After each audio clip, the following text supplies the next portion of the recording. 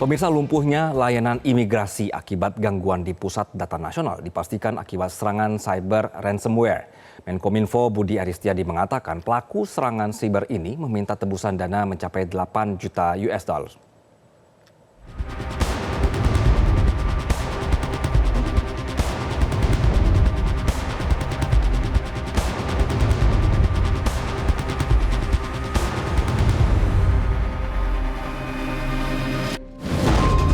Gangguan yang dialami Pusat Data Nasional sejak tanggal 20 Juni lalu ternyata akibat serangan ransomware.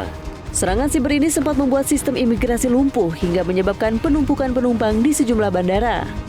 Menkominfo Budi Aristiadi di Kompleks Istana Kepresidenan Jakarta mengatakan pelaku serangan siber meminta tebusan dana mencapai 8 juta US dollar. Ini serangan virus baru Lockbit 300. Dari mana itu, Pak? Nanti lagi. Itu minta ancaman, minta tebusan uang gitu, Pak. Berapa, Pak? Menurut tim 8 juta dolar. Badan Siber dan Sandi Negara BSSN mengungkap, serangan siber terjadi di Pusat Data Nasional sementara yang berlokasi di Surabaya, Jawa Timur. Kepala BSSN Hinsa Siburian mengatakan ransomware merupakan sebuah bentuk serangan yang terus berkembang. Dengan nama Brainkeeper Ransomware. Ransomware ini adalah pengembangan terbaru dari ransomware Lockbit 3.0. Jadi memang ransomware ini kan dikembangkan terus. Jadi ini adalah yang terbaru dengan segala keterbatasan evidence atau barang bukti. Karena kondisinya barang bukti, evidence-nya itu terenkripsi. Karena serangannya kan mengenkripsi data. Kini proses pemulihan Pusat Data Nasional terus dilakukan dengan melibatkan BSSN, Kominfo, Telkom, dan Cybercrime Polri dengan melakukan investigasi secara menyeluruh dengan bukti-bukti forensik yang didapat. Pembuatan jaringan pelindung sedang dilakukan dan berharap serangan serupa tidak terjadi lagi karena jenisnya sudah diketahui. Tim Liputan Metro TV. Mabes Polri bakal mengusut dugaan tindak pidana usai Pusat Data Nasional terbukti diretas dengan virus ransomware. Mabes Polri menyatakan akan berkolaborasi dengan sejumlah stakeholder terkait serangan ransomware dengan nama Brainkeeper Ransomware pada server milik Pusat Data Nasional Sementara atau PDNS2 yang berlokasi di Surabaya, Jawa Timur pada pekan lalu. Polri masih terus berkoordinasi dengan Kominfo dan juga BSSN untuk menangani insiden peretasan. Polisi memastikan kasus ini akan diusut tuntas. Stakeholder terkait lainnya untuk menangani kejadian-kejadian yang saat ini sedang terjadi. Mudah-mudahan mohon doanya semuanya bisa kita tuntaskan, semua yang terjadi ini bisa kita mitigasi dan kita antisipasi berikutnya untuk terjadi kembali. Kita akan berusaha terus dengan stakeholder terkait, baik itu dari Menkominfo, BSSN maupun yang lainnya.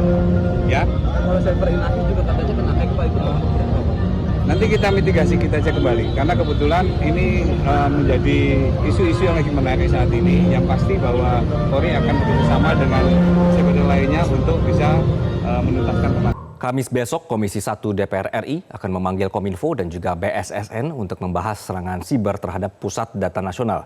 Pihak pengelola data juga akan dimintai pertanggungjawaban mengapa data pemerintahan dan juga warga negara ini bisa bobol.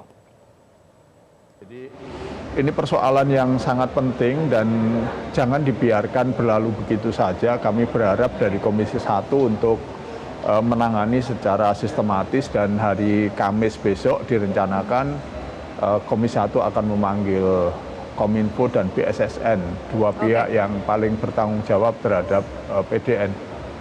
Karena ini data-data milik pemerintah, pemerintahan bukan hanya pemerintah, kita juga berharap pengelola data yang sudah berani membuat pusat data dan kemudian meminta semua pihak mengumpulkan jadi satu, ternyata bisa dijebol oleh hacker ini, bertanggung jawab juga terhadap data-data yang dikelola itu, data-data pemerintahan dan juga data-data warga negara. Ketahanan siber Indonesia kerap menjadi target serangan sehingga kita semakin biasa mendengar kabar data itu bocor atau juga diretas. Seburuk itukah pertahanan siber dan juga pengelolaan data di negeri ini? Kami akan berbincang dengan mantan peretas atau juga mantan hacker dan kini merupakan founder dari Cybertrend ID, Mas Putra Aji Adhari. Mas, selamat siang. Selamat siang, Mas. Ya. Mas Aji, skala 1 sampai 10 ketahanan siber kita berapa skornya kalau menurut Mas? Mungkin kalau dari saya sendiri, saya nggak bisa bohong juga, mungkin banyak juga masyarakat yang sudah mengetahui skala untuk apa ya, kerentanan di Indonesia memang masih kurang banget dan memang harus ditingkatkan gitu ya. Tapi kalau saya sendiri, kalau kita lihat kasus di apa ya, di government, mungkin 10 kali ya, karena kalau misalnya banyak lah bahwa di government itu situs-situsnya bahkan dijadikan sebagai playground dan itu faktanya ada di situ. Oke, 10 baik atau 10 buruk nih?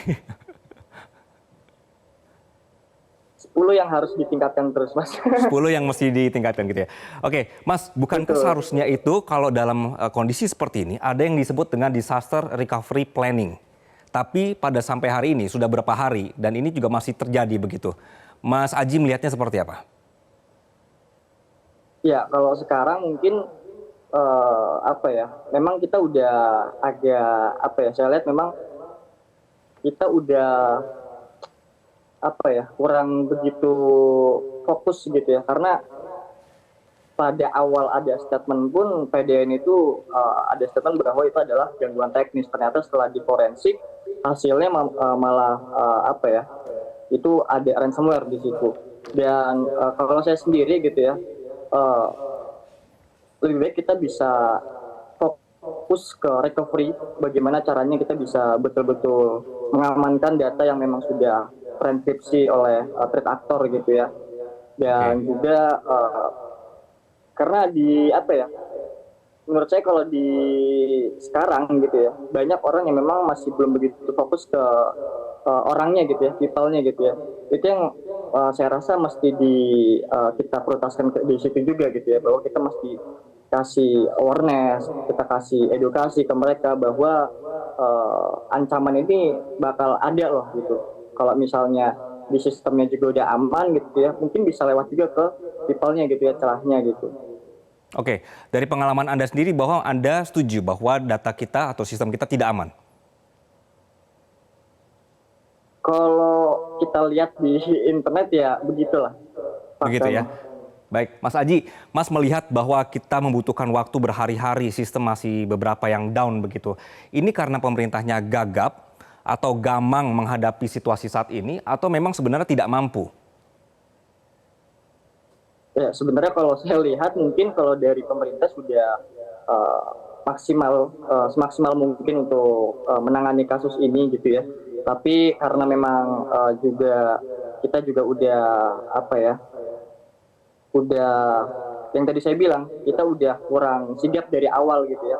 Oke. Bahkan yang tadi saya bilang itu bilangnya gangguan teknis, ternyata setelah diforensik gitu kan, itu ada ransomware gitu kan. Oke. Gitu.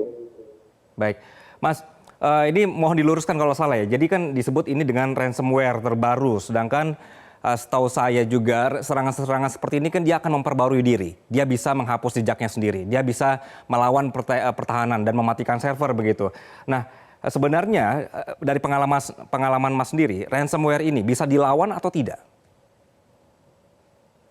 Ya sebenarnya kalau misalnya kita udah kena ransomware itu ya 50-50 lah, kita bisa datanya bisa benar-benar kita bisa di recovery gitu ya. Oke. Dan itu memang perlu waktu yang sangat lama menurut saya gitu ya. Apalagi ini salah satu ransomware yang baru juga gitu ya, yaitu Brainshipper. Dia menggunakan metode double extortion dan exfiltration untuk data sensitif gitu ya. Dan juga untuk tekniknya pun dia menggunakan teknik inisial access broker ya, atau salah satunya tekniknya phishing juga gitu ya. Makanya tadi yang saya sampaikan bahwa kita jangan terlalu kita fokus ke sistemnya juga, tapi kita jangan lupa juga fokus ke people-nya gitu, karena justru salah satu gap-nya bukan dari sistem doang, tapi mungkin dari people-nya juga yang mungkin perlu edukasi juga di situ. Baik, Mas Aji, kalau misalnya pemerintah kan sudah menyebutkan tidak akan membayar tebusan ini ya, yang 8 juta. Ini data-data yang terenkripsi itu bagaimana nasibnya? Apakah bisa dipulihkan atau sudah dianggap hilang begitu saja? Mungkin bisa dipulihkan juga, tapi kita masih belum bisa memastikan kapan bisa waktunya itu bisa pulih kembali gitu. Karena saya lihat itu untuk pelayanan publik di imigrasi udah pulih kembali, tapi banyak itu itu kan namanya pusat data nasional ya Mas. Jadi semua layanan publik dari pemerintahan itu dijadiin satu gitu ya. Jadi impact-nya itu bukan dari imigrasi doang, tapi banyak. Mungkin dari PPDB, yang lainnya juga mungkin kena dampaknya juga. Dan kita masih belum tahu juga nih apakah udah pulih semuanya atau gimana gitu ya. Itu memang perlu waktu juga sih Mas. Baik. Mas, ini sedikit berandai-andai dan mudah-mudahan jangan sampai terjadi gitu. Dalam skenario terburuk seorang peretas bisa masuk ke sistem, dia bisa melakukan apa untuk sebuah negara yang mungkin sistem pertahanannya juga lemah? Kebetulan saya juga mempelajari suatu ransomware dan saya pernah praktekkan juga. Dan ketika misalnya sudah teraktor melakukan ransomware terhadap suatu server, saya rasa untuk aktor bisa melakukan apapun itu bisa banget, possible banget, potensinya itu besar lah, bahwa artinya aktor udah berhasil masuk ke server dan udah mendapatkan akses yang tinggi gitu ya, aksesnya gitu. Makanya itu kalau misalnya udah kena seperti itu ya banyak cara lah, mungkin aktor bisa melakukan apa saja gitu. Oke, apakah memang pemerintah salah menggunakan sistem yang ibaratnya ini sistem yang sangat mudah dimasuki oleh ransomware?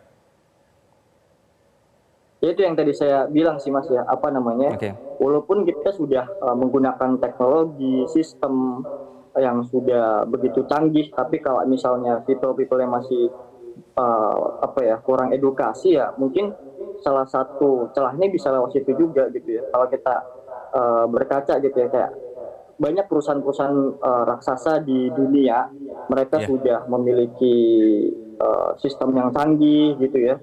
Tapi masih ada aja gitu ya celahnya gitu ya. Memang di skala pemerintah gitu, apalagi nasional, yang saya lihat memang masih banyak kurangnya untuk edukasi serangan siber lah. Memang perlu ditingkatkan gitu. Jadi menurut Mas, orang-orang yang bekerja di dunia ini atau di bidang-bidang ini, dia tidak paham apa yang dilakukannya saat ini? Ya memang masih perlu ditingkatkan untuk terkait kesadaran ancaman serangan siber itu betul-betul ada gitu. Baik, founder Cybertrend ID, Putra Aji Adhari, terima kasih atas waktu Anda di Metro Siang. Jelajahi cara baru mendapatkan informasi. Download Metro TV Extend sekarang.